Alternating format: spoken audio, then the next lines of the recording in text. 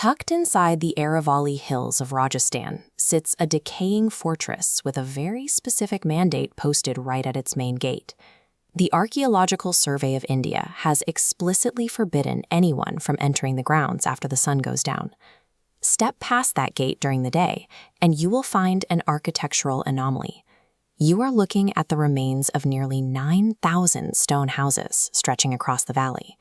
Every single one of them is entirely missing its roof. Locals will eagerly explain why the roofs never stay up. They pass down stories of a lingering death curse and night terrors so severe that even the hired security guards refuse to step inside the perimeter once darkness falls. Whether or not you believe in the paranormal, you have thousands of terrified locals, a massive abandoned city, and a strict government ban. A powerful, measurable force is actively keeping people out of this environment. Tourists who visit are almost always primed with the exact same centuries-old folklore. A dark tantric practitioner tried to drug a beautiful princess named Ratnavati with a love potion. When she shattered the bottle, his dying act was to curse the entire city to ruin.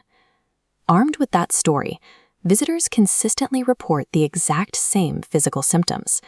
They describe an intense, suffocating feeling of dread, dark shadows moving just outside their peripheral vision, and the distinct sound of weeping women echoing through the ruins. If you dig into the archives, the foundation of that fear evaporates. There are absolutely no verified historical records proving that Princess Ratnavati, the tantric, or any curse ever existed.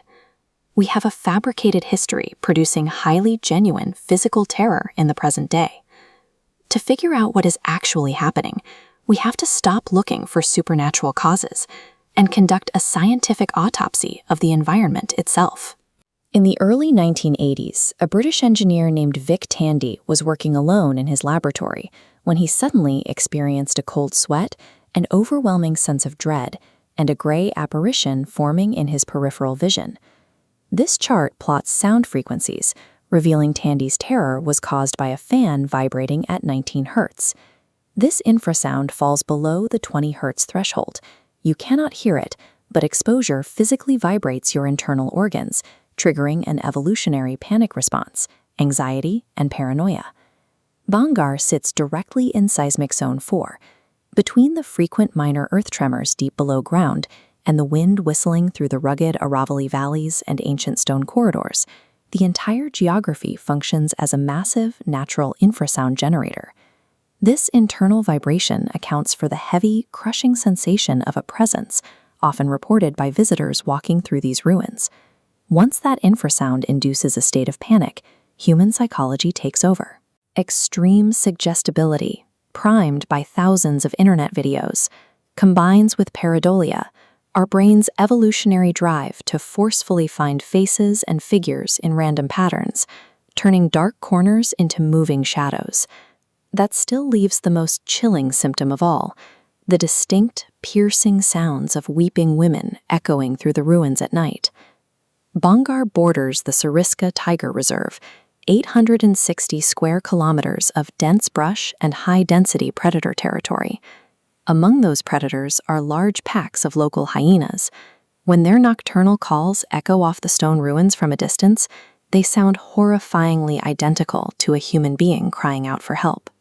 The official warning sign of the gate functions as an administrative safety protocol, keeping tourists away from the apex predators hunting in the dark. Removing the legend leaves us with the physical evidence, thousands of homes that were systematically abandoned. The true culprit moved far slower than a curse. As the region's rulers shifted their attention to newer fortresses, and the territory was conquered by the founders of Jaipur, Bhangarh suffered a steep geopolitical decline. The fatal blow arrived in 1783. Triggered by severe El Niño patterns, the catastrophic Chalisa famine struck North India, drying up the region's water and decimating the local populations. Faced with total starvation, the population fled in a desperate mass migration, leaving the exposed wooden roofs to rot and collapse over the following centuries. Human psychology vastly prefers a dramatic narrative with a clear villain over the random, senseless tragedy of a severe drought. A dying curse offers a satisfying explanation. climate collapse is just bleak. Today, the local tourism economy relies heavily on that satisfying explanation. Social media algorithms financially reward videos of haunted experiences, creating a powerful feedback loop that actively buries the historical truth.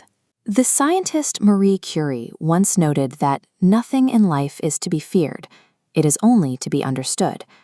Applying environmental physics and historical data to our fears reveals a vast landscape defined entirely by ecology and human survival.